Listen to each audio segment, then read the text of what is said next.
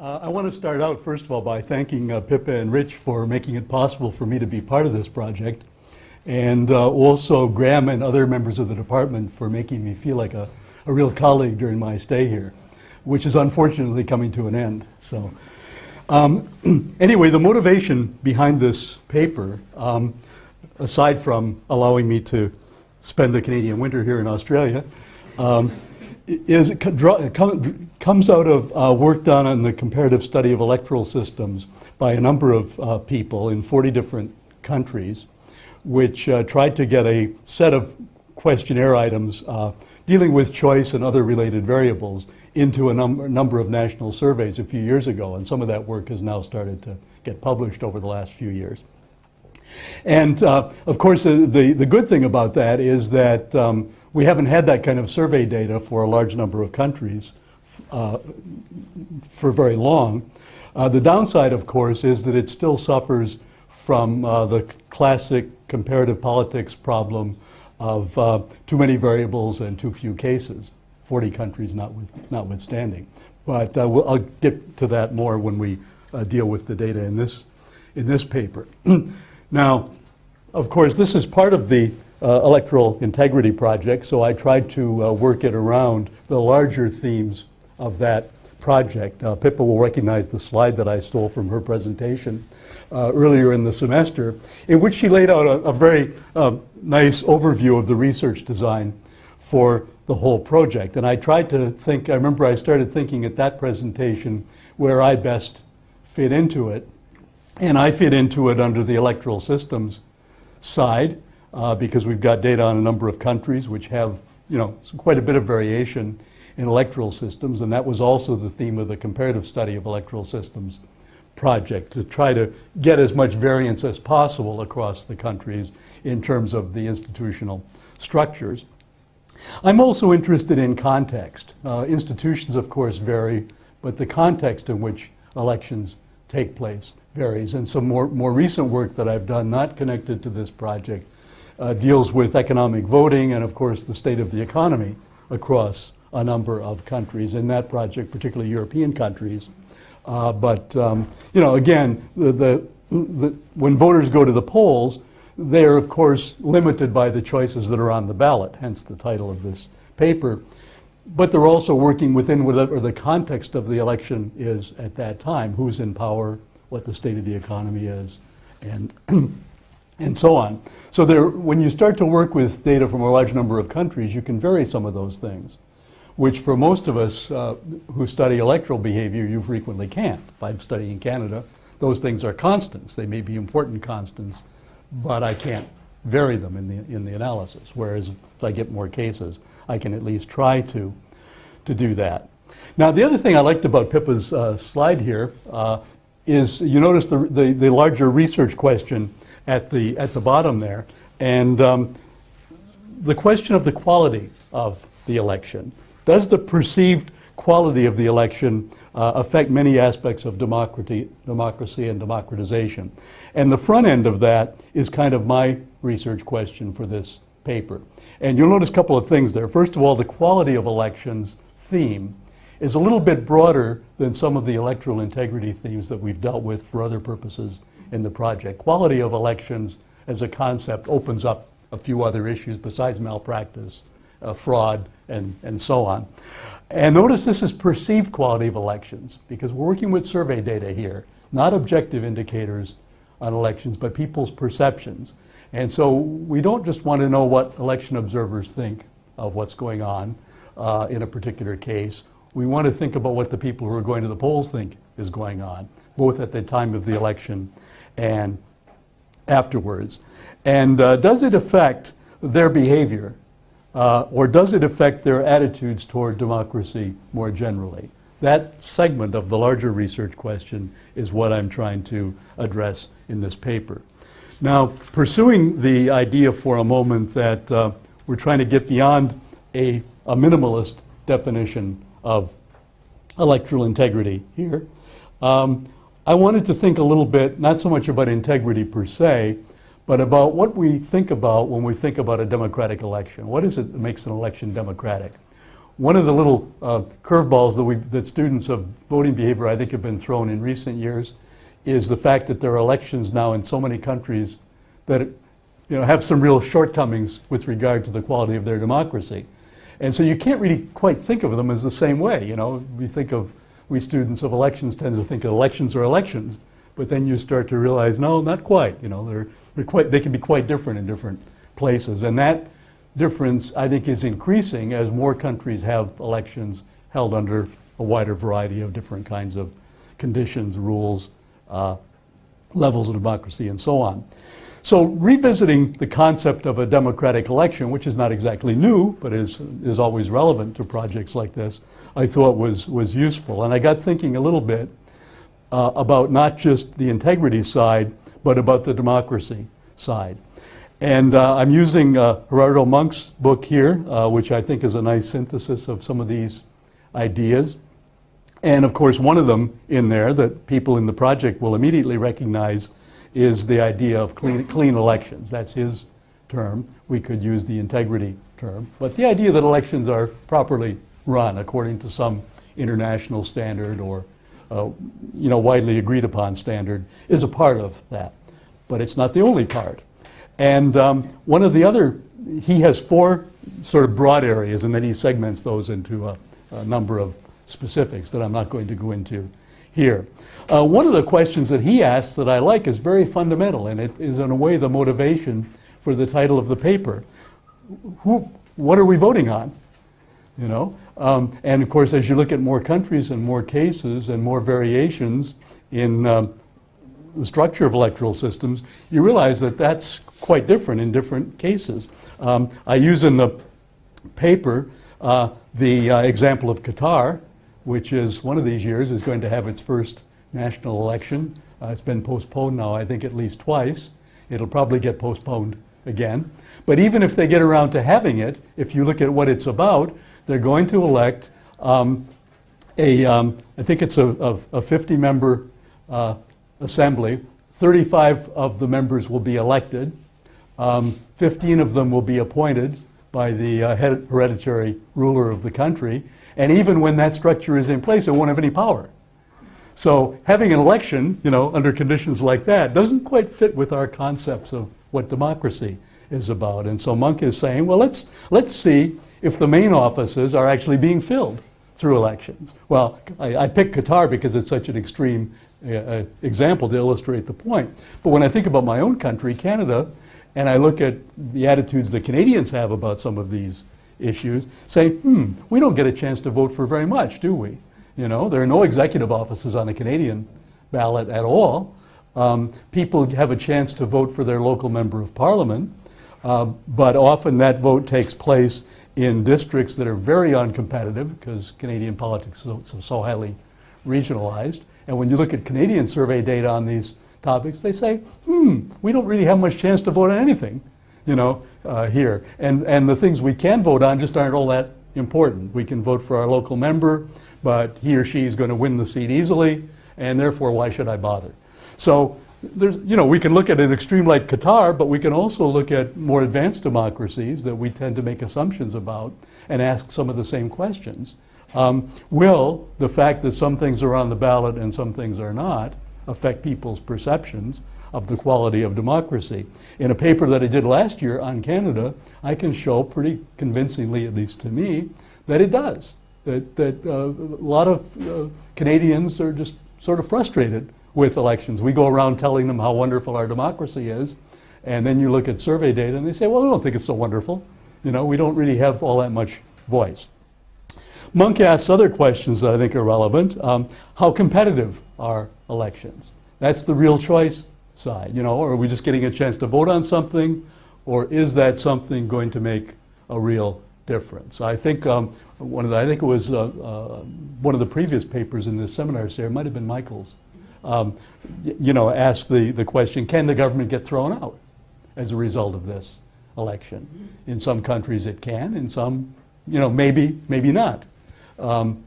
So how competitive elections are is part of the story of whether the choice presented is a real one or not. Even though there's always choice of some sort in elections, it may not be a real choice.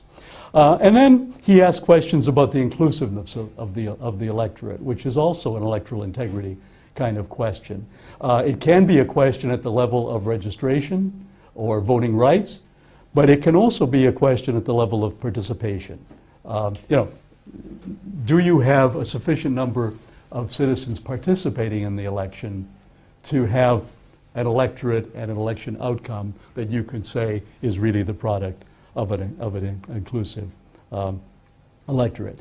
Now, of course, elections also are not just about one thing. There's a fairly substantial literature on elections, which isn't just about the behavior side, but is about the functional side, which argues that elections have to be about more than one thing. A lot of the emphasis is on accountability, but of course representation is also important because they are, in many countries, the main vehicle through which people are represented. So I'm trying to look a little bit in this paper, and I think I'm going to get into it a little bit more further down the road, about election outcomes and the question of how some of these issues that I'm raising here are reflected in the outcome of the election itself. In other words, what has actually happened, because I think that provides some evidence of how inclusive the electorate was to start with, how competitive the set of choices presented were, and so on. Now, I'm using the World Values Survey, and specifically the 9 electoral integrity questions that PIPA was able to get included in 20 countries so far. There are going to be a few more, I think, fairly soon coming along. But we have 20 to work with right now. It's not quite the set of countries I might have chosen if I were designing the project. Democracy in Kyrgyzstan, democracy in Zimbabwe, and so on. But they are what they are. And the good news is that there's a fair amount of variation in the set, even though it's a small set. There's a fair amount of variation, both in terms of levels of democracy and in terms of things like electoral institutions and the what's on the ballot question that I tried to frame the paper around. There are nine items in the set. I put them up here just to show the marginals, to show what they are, and to show the marginals for the items.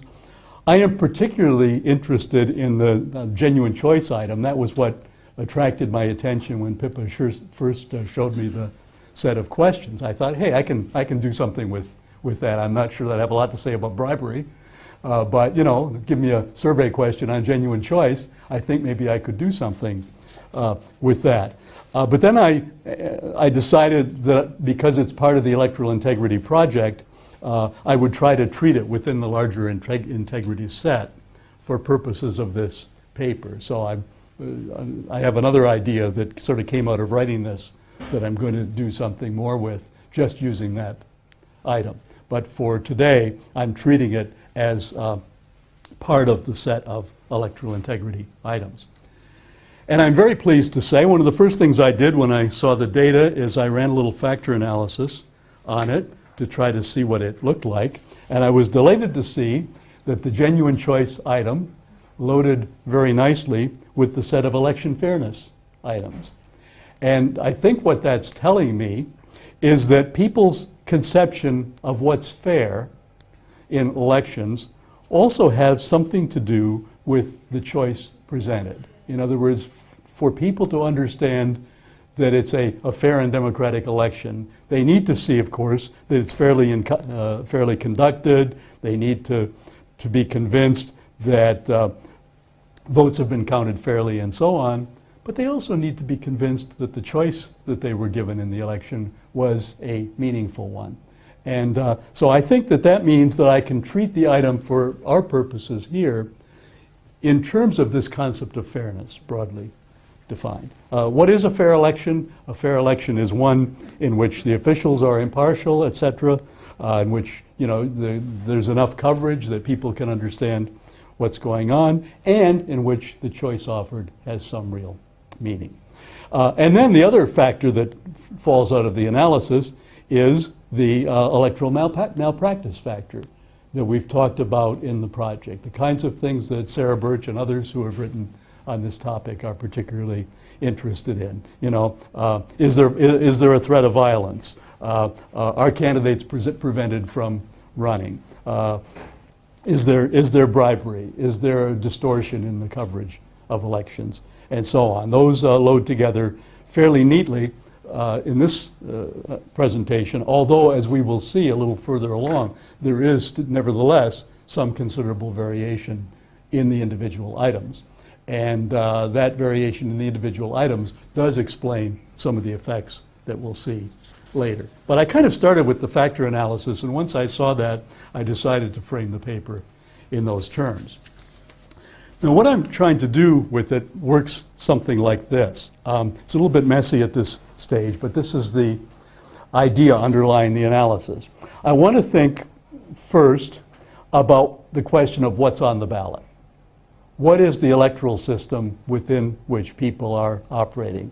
I started out with the very conventional view in terms of the general comparative work that's done in this area of simply wanting to compare proportional and plurality systems. The countries divide about equally in terms of representational models. I think of the 20, there were 8 proportional, 8 plurality, and 4 mixed systems. So that sort of informed my initial thinking about how to structure it. I've since changed my mind about that. I'm not sure that's the best way of structuring it, but that's the way it is. Sandra may have something to say about that. I wouldn't be surprised because it creates some problems. But that's where I started, simply because that's the usual way of thinking about variation in electoral systems. So they're the 2 big families, proportional and plurality, and does that make a difference? And of course it does make a difference in what's on the ballot, but it may or may not, and this is where I've sort of revised my thinking on it, it may or may not make a difference in terms of the level of choice presented, because some PR systems, of course, have closed lists. So voters are not given a whole lot of choice. And some plurality systems, as my Canadian example illustrates, don't give much choice either. So if what I'm trying to vary is the level of choice that people have, setting it up as plurality versus proportional may not be sufficient. But fortunately, there are some other things to look at. Are there executive offices on the ballot? Many of the countries, in fact, a few too many in this set, have elected presidents. So consequently, I can also look and see whether that makes a difference. If people are given a choice in voting for an executive office, as opposed to not being given such a choice as they are in Canada or the UK, does that make a difference? I tried to use 2 other variables here as kind of surrogates for something else. I mentioned earlier when I was citing Monk that I was interested in the inclusiveness of the electorate. Don't really have a good measure of inclusiveness of the electorates in this set of countries. But I decided to look at the percent of women in the legislature as a kind of a surrogate variable, because obviously, well, that's an outcome variable. Obviously, women are not going to get elected to office unless they're on the ballot. So we know that if they're showing up in the legislature, they got there somehow. So therefore, they must have been on the ballot. And there will be some relationship between the number of women competing as candidates and the number who end up in the legislature. So I thought, yeah, one of the things I can look at, and it's fairly easily available from the IPU website and up to date, is the percentage of women in the legislature for this set of countries. I also look at ENPP, the effective number of political parties, following the thinking that if there are more parties gaining representation in the system, then there were more parties competing to start with, and that's reflecting the level of choice that people have been presented with. It's a little bit of a rough equivalence in terms of treating it as a surrogate, but that was my thinking initially, was that I was trying to get at what some of the indicators are that would tell me how much choice people were being given, or would at least reflect how much choice they were being given. So those are the institutional with quote marks on it, because they only 2 of them are institutions. The other 2 are something else. But they're at the institutional level in terms of what choice people are being given. And then, of course, we have the electorates. We can look at voters in terms of a number of sociodemographic and other characteristics, but we're looking at first what choice is being presented, then we're looking at who the voters are, and then finally we're looking at electoral integrity. How are the elections being run? And I use for this purpose as my two variables that the factor analysis extracted, simply generating factor scores for those two items, the first one of which I call electoral malpractice, and the second one of which I call fairness and choice. The dependent variables in the analysis, I look at two dependent variables based on two questions that are in the world values study. This is the text of the two questions that are there. When elections take place, do you vote always, usually, or never? Please tell me separately for each of the following levels, local, national. I don't use the local level for this purpose, looking only at national level. And basically, I treat that as a probability estimate. If people say that they always vote, I score them at 100%. If they say they never vote, I will score them at 0. And if they say they usually vote, I score them at 50% probability. So it's a kind of a rough and ready probability estimate. You know, how likely is it that someone will vote based on what they tell the interviewer? For the 35, that's asking 35 countries in the world values study. And it correlates with actual turnout in those countries at about 0.64, which is not bad. So in other words, if we're trying to look at whether people's saying that they will or won't vote is reflecting what actually happens in the election, it's not bad. How democratically is the country being governed today? It's simply a 10-point scale where 1 is not at all democratic and 10 is completely democratic, taking people's score on that scale. So again, it's their perception of how democratic is the country they live in. Their perception may not be our perception, or it may not be Freedom House's perception or someone else's, but the correlation with the Freedom House ratings are not too bad. So I might argue, given that it's survey data, that people do have a sense of what's going on, although I'm not sure I would rate Zimbabwe quite as democratic as its citizens seem to. Nevertheless, there is some linkage between these more objective measures of democracy and the popular perception. So those are the two dependent variables that I will use in the analysis. Now again, because these were new data and I was looking at them for the first time, I wanted to sort of get a sense of what some of these patterns were before I plunged too deeply into into a more ambitious analysis. So I looked first of all at the simple correlations between the two factors, malpractice and fairness choice, and the two dependent variables, the probability that people will vote, and their perceptions of how democratic the system is. There are correlations in the expected directions for all of the variables. In other words, people's sense of how fair the election is and how meaningful the choice is does have an effect on the likelihood that they will vote. And it has even more of an effect on their perception of how democratic the country is. So people do sense, what's going on. If their elections are not meaningful, they will then in turn rate their democracy as less democratic than they might otherwise. The malpractice item behaves a little bit differently. We'll see a bit more of this further along. It also affects perceptions of democracy. If there are things like fraud and bribery and miscounting of votes going on, that will cause people to rate the quality of their democracy lower than they would otherwise. It has only a relatively modest and somewhat selective effect on their probability that they will vote or not, which I think I can explain a little better later on when we get a little more detail in the analysis.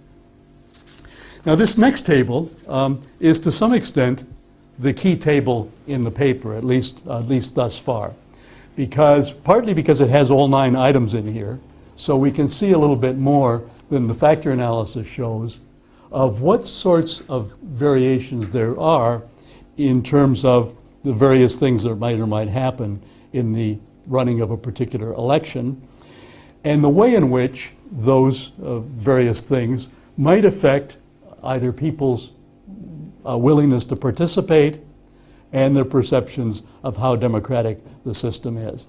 In other words, if you look at the top left end of the little table here, if people think that elections are fair, if they think that there's a genuine choice, that by itself will increase the probability that they will vote by close to 10%. Okay? In other words, people who answer positively to those items are about 10% more likely to vote than those who do not. The electoral integrity items also matter, but not quite as much, and there's more variation within them. In other words, the threat of violence at the polls would deter people from participating by about 6%, according to this basic analysis. Similarly, if candidates are prevented from running. Now, you'd have two slightly different explanations for those 2 items. If there's a threat of violence, you can see that people might just stay home. I don't want to go there if there's going to be trouble. So that would be a fairly straightforward argument for people not participating. If they sense a threat of violence, why get into it? On the other hand, if candidates are prevented from running, that has a roughly equal effect, and that is part of the choice set in a way. The candidates I might want to vote for are not available, therefore I'm not going to participate. So those 2 things both make a difference at about the same level in terms of their possible effects on participation. But the explanations are somewhat different, at least the plausible explanations that we might advance are somewhat different in the two cases. Biased TV coverage or the role of money in elections have smaller effects. I thought about that a little bit, and I thought, well, maybe because those just sound like they'd be plausible under all kinds of different conditions. The idea that coverage is biased toward the government, or that money talks in politics, those are a little more universal. Probably they are not going to be the same sort of deterrent to voting participation that the lack of candidates or the threat of violence might be. How does it affect people's perceptions of democracy? Well, again, the fairness items affect it at about the level of 1 point on the scale. In other words, if people think that elections are fair, they think the choice is genuine, they think the coverage and count are fair, they'll roughly rate democracy about a point higher on that 10-point scale than they would otherwise.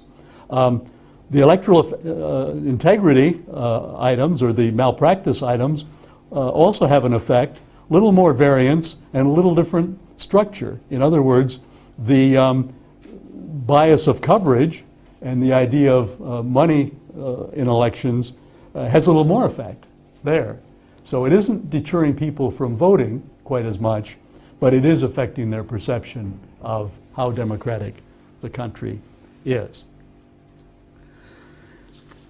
Now I have a little multivariate analysis just to try to pull the themes together. What I want to do, and I will do more with this when I revise the paper, just want to see if some of the electoral integrity effects hold up with a set of reasonable controls. And that's the main purpose of this analysis.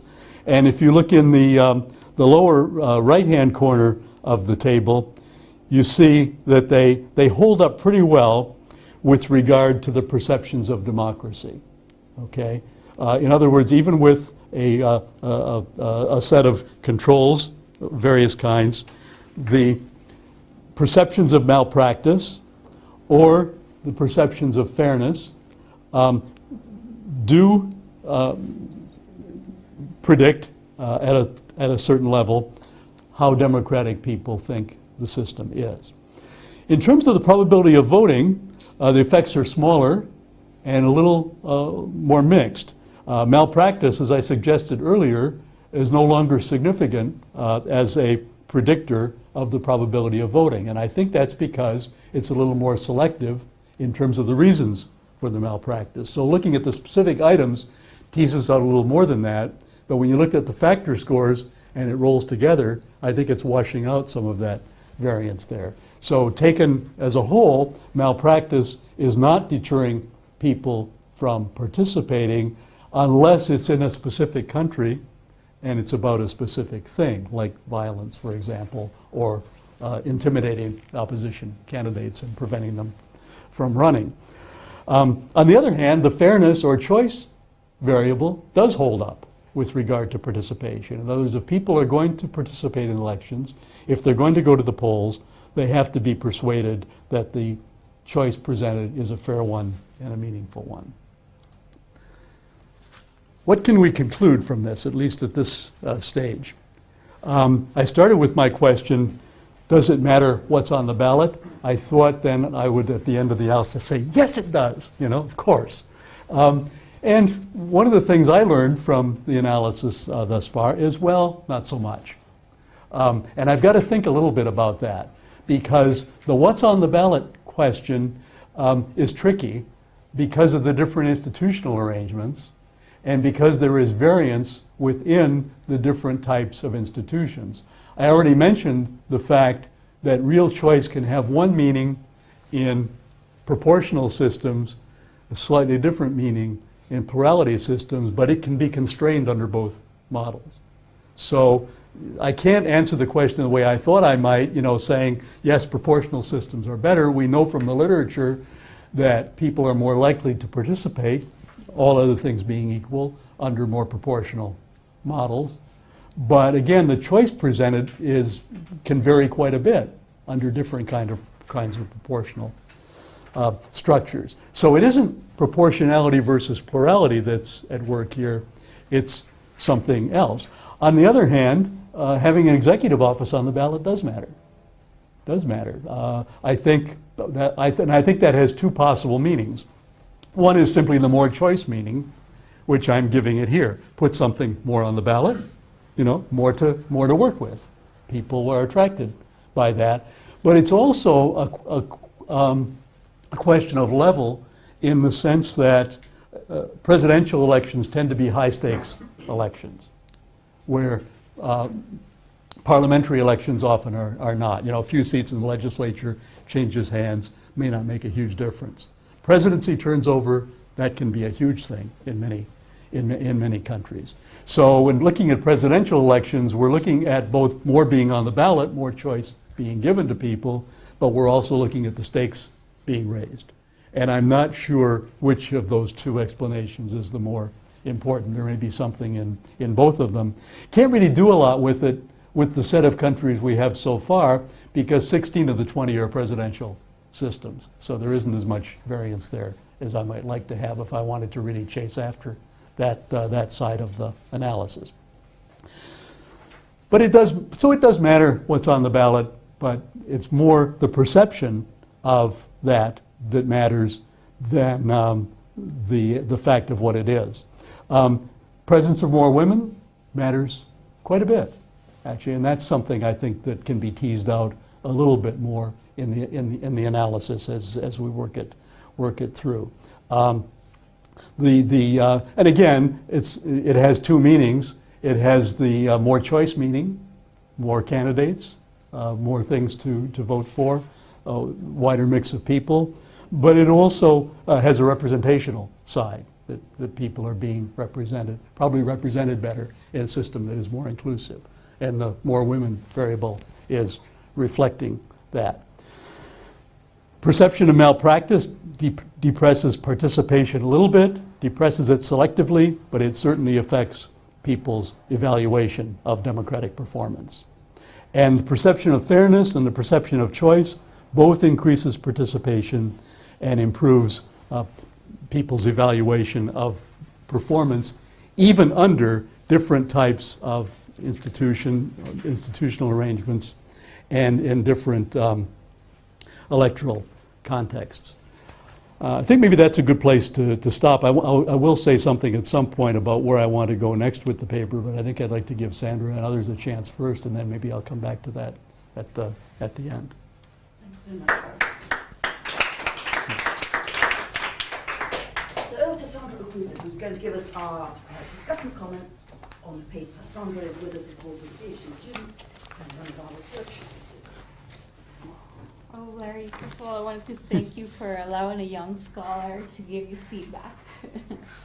And so I just wanted to say that the paper you presented today is very rich. You make an interesting proposition on the impact voters' perceptions of electoral integrity have on different realms like voter turnout and trust in government.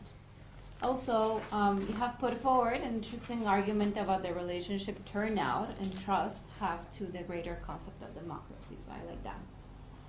I also like the distinction you made between what is presented in the ballot, meaning its contents and the choices laid out therein, and the actual perceptions voters have about the degree to which they are offered genuine choices.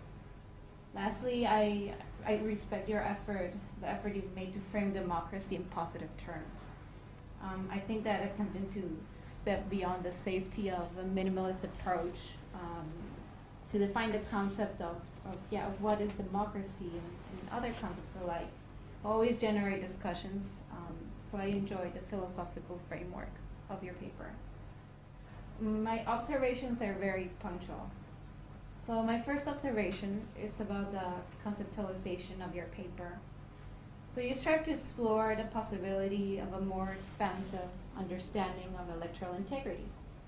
To do this, you set out to go beyond the concept of free and fair elections to attempt to identify truly democratic practices that can be linked to electoral integrity.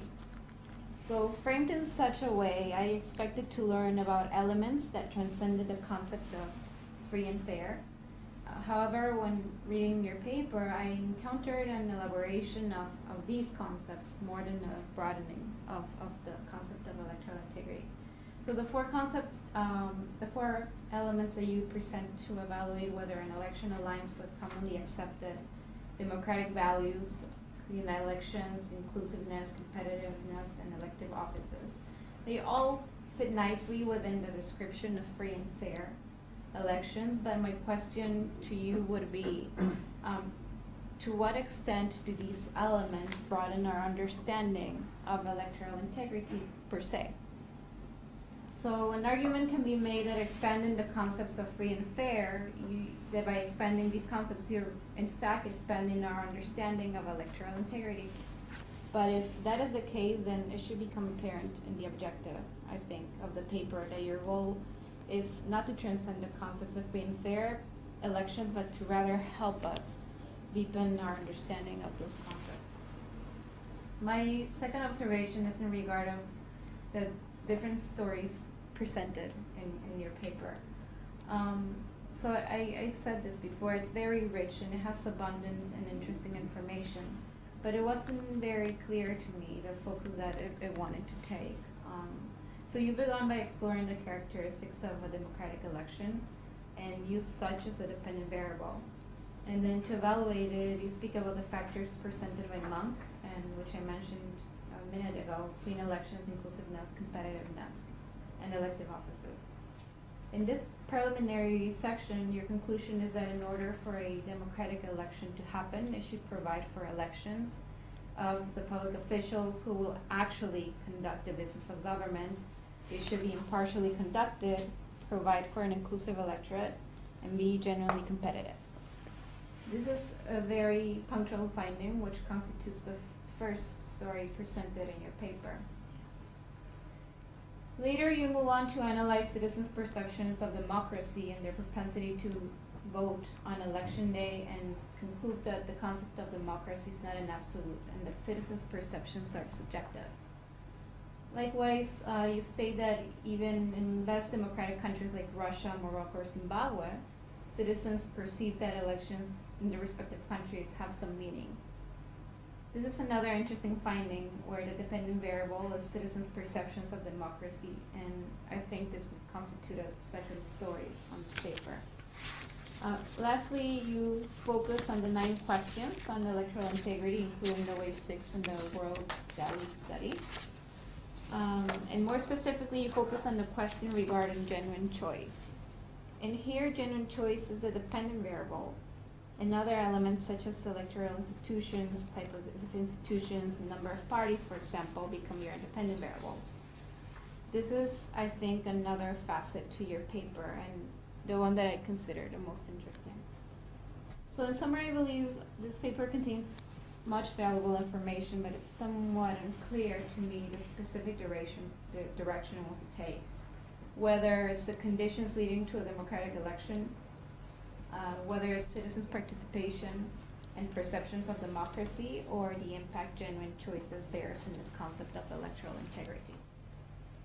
So it is my impression that the paper's potential resides in focusing on the third aspect, genuine choice. So if you choose to take that approach, then I would suggest 2 things. The first would be to analyze the correlation between the genuine choice question and the other questions in the electoral integrity piece on the Wave 6 Value Survey.